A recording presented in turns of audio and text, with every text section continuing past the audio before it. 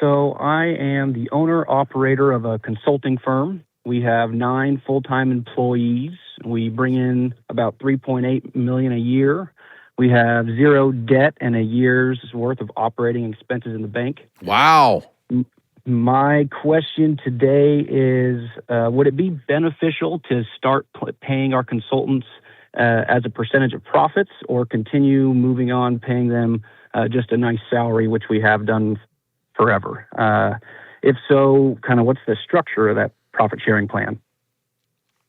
Well, the good news is you've done so well that you can afford to try something different without doing huge damage. Congratulations. Your financials are amazing.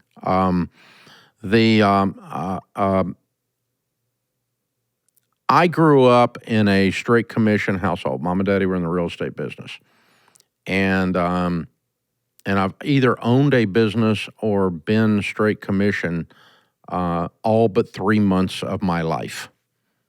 Okay, so that taints the answer. That's why I'm telling you that. Because I would put the freaking receptionist on straight commission if I could figure out a way, right? Gotcha. I put everybody on, hey, you eat what you kill.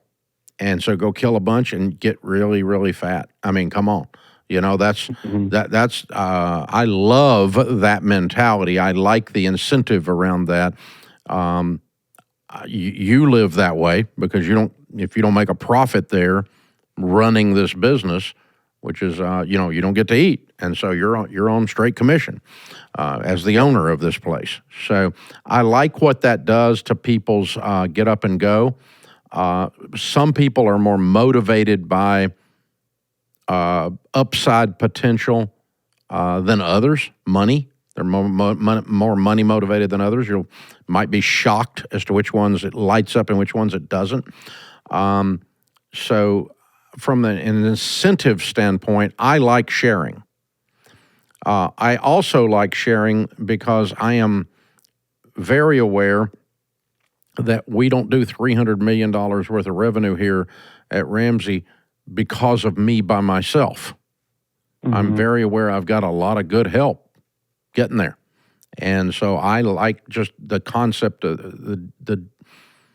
it's one of our core values that we share the profits, and that is a way of tipping our hat and saying, I didn't do this by myself. You helped get us here. And the more you help get us here, the more you're going to make. And but I'm not sharing it because someone is entitled to it. It's my money, but I'm sharing it because A, I believe in incentives, and B, I believe in recognizing that the people that cause this place to run are as responsible for the profits as I am. And so you didn't do it by yourself, kind of thing. And it takes so those are my reasons for doing it. And then you ask about structure and so forth. The good news about structure is you can just make it up. I recommend keeping the formula private because I'm going to change it. Because it's probably not going to work the first time you do it. And that's something I kind of struggle with, because to me it seems like they should know their percentage going into the year somewhat. Nope. Rather than okay. No. Because I'm going to change the percentage, and I'm just going to tell them that. I'm going to start allocating a percentage of our profits to share with you all. But I'm not going to tell you what the percentage is because I'm probably going to change it. I may make it more percentage, I may make it less percentage, depending on how all this works. I want it to be noticeable and significant enough that it motivates you to help me make more profit. So it's not going to be $5. And if it ends up being $5, I got the wrong percentage, I need to change the percentage. And this is new to me, so I'm trying it new. So I'm going to monkey with this as we go along to your benefit. Because if it's too big, I'll quit doing it. You don't want me to do that. And if it's too small, you won't notice it, and I'll quit doing it. So you don't want me to do that. So I've got to put some numbers in here, and I've got to play with this. So I would leave everyone's pay exactly as it is and just put this as extra gravy on the biscuit. I wouldn't cut their pay. I wouldn't restructure their comp. Gotcha. This is just extra money. This is just you, out of the goodness of your heart, sharing part of your company with them, with the team. Mm-hmm. Yeah. I'm hoping it kind of makes them start thinking like an owner somewhat. But thinking about efficiency, how to grow. Yep. Where can we get better? Yep. Here's what we did to do that. We put ours monthly, and we pay it out on the 15th of the month following. And so if you're looking at whatever month, we'll make up a month, August, okay? If we did really well in August, the payout will be September 15th. And so we get to close the books on August. We know exactly what happened in August. The accounts receivables are in or they're not in. The accounts payables are all paid, so there's no mystery about it and in terms of me and the CFO looking at it. And then we look at it and we say, okay, based on this, here's what our profit sharing formula tells us we're going to pay out to the team. And it's this percentage of profits, and then you come up with a formula on how you're going to pay it to the team. I'll come to that in a minute. Then we started doing it monthly, and then we also started doing what you were talking about wisely a moment ago. At the staff meeting right before payroll, we have a company-wide staff meeting every Monday, and right before the 15th payroll, our CFO gets on stage and puts up a little chart that says, okay, profits are up 4% over last month. Profits are down for the year over last year. Profits are, and we give them some measure. We don't tell them a dollar amount, but we just go, okay, they're up 4%, they're down 4%. And we also have added 2 team members to the profit sharing that were not in it. So that dilutes it. So you got an arrow up, but you got an arrow down because they diluted it. Because we had more people in the thing, because we've hired more people, and they started qualifying. I think we have to wait a year 90 days before they get in, something like that here. I forget how we're doing it. 90 days now. Okay, it used to be a year. Now we've backed it down to 90 days. That's one of the things we changed. So anyway, we explained to them all of that, and then we go, okay, so really the essence of this is that this department had a good month, and this department had a good month, and this department had a good month. And some of the departments that have done really well, they appreciate those on-stage shout-outs, that they're the reason we got these profits this month. And so everybody gets to clap on that. And then he closes it every month that says, profits happen when revenues go, and the whole team says, up. And when expenses go, and the whole team says, down. That's your reminder that all of you in this room, boys and girls, are self-employed ultimately, and if you'll help us get revenues up and profits down, these checks are bigger. It's a simple formula. And we announce that every single month. If you've been here 15 years, you have heard that 52 times a year for 15 years. No, I'm sorry, 12 times, once a month, 12 times a year for 15 years. You've heard it over and over and over. So it's drilled into your head that profits don't just magically appear from some corporate fairy dust. Profits happen when you people in this room drive revenues up, and you people in this room do efficiencies and drive revenues down, expenses down. So you're telling them directionally, but you're not really giving them any formulation, any real specifics. No, because I'm not trying to get them to know what the profits of the company are. Those are not disclosed here. Okay. Yep. We disclose our revenues, our top-line revenues, but we do not disclose our profits to anyone except our top leadership team and obviously our financial team. Got it.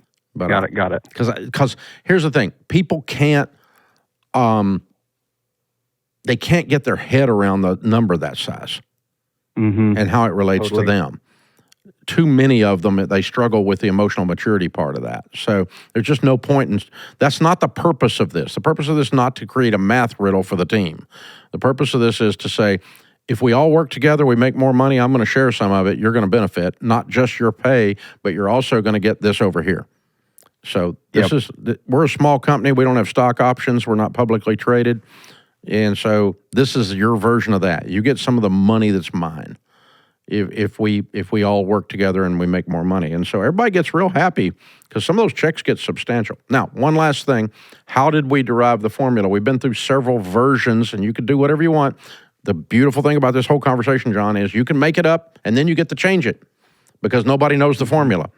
So ours, when we first put it together, I resisted paying out based on how long someone had been here, because I don't like seniority, that if you just hang around, breathe air, that makes you more money, okay?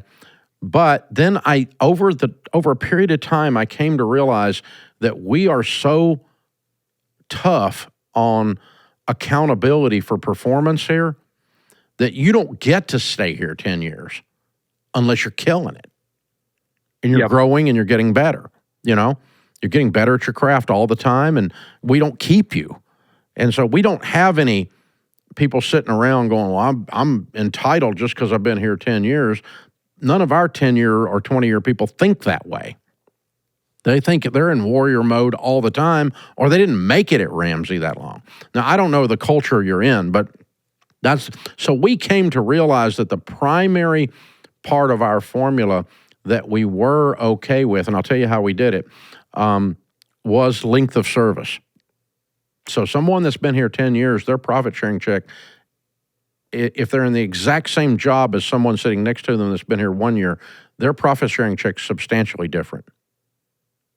Got it. Because they've been here. That makes sense. I mean, we're working our butt off, so we're very similar. You're not around unless you're a superstar. Exactly. So now how we did that was we pulled names of people who were going to qualify for the plan. And so I had a picture in my mind, okay? And I pulled a name up of somebody that had been here 10 years, and I pulled a name up of somebody been here 1 year, and we ran the math formula through that, the percentage of profits of the company, and then we applied it to how they were going to be distributed among the different times they've been here. And when we looked at it, the gut check, it felt wrong. Like the 1 year person was getting almost as much as the 10-year person, and that felt wrong to us. And so we changed the math. And then we ran the formula again. And then the 10-year person's getting a bigger check than the 1 year, enough that you can feel it and see it, and you go, that rewards someone sticking around here that's doing great work and is a champion, like you said. So we ran the numbers and said, how does that feel? With some sample cases, somebody 1 year, somebody 10 years, somebody made a lot of money, somebody didn't make a lot of money. And we ran, whatever formula you're going to use for distribution of the profits, we do not distribute them evenly. It's not simply divided by the number of people in the thing, okay? It is changed by the amount of time. And the primary factor mathematically today is how long they've been here, because that's the one we got that person's picture. We put it on the screen, and we're like, that's what they get paid. And this other person's picture is what they're going to get paid out of this chunk of money. And does that feel right? And 2 or 3 of us are sitting in there, leaders, and we went, yeah, finally, that feels right. Okay, now we got a math formula. But then if it quits feeling right at some point, we change the formula again, right? Because nobody knows the formula, so nobody's going to get pissed off, or we didn't break a promise. You promised us 12% of the profits, and now you're only giving us 11.4, and nobody knows that number, so they can't get all huffy about it. It's just simply me sharing. And so that's a lot on that, but it's a question we get a lot in EntreLeadership, and so in the small groups and in the Q&A time. So that's why I kind of went off on it. Maybe gave you more than you wanted, but I was also thinking about the other folks listening. A lot of people want to do this. So, and I love your question, especially in context of how well you have done financially. I'm so proud of you. Very cool. You absolutely have killed it, man. Absolutely incredible. Very well done.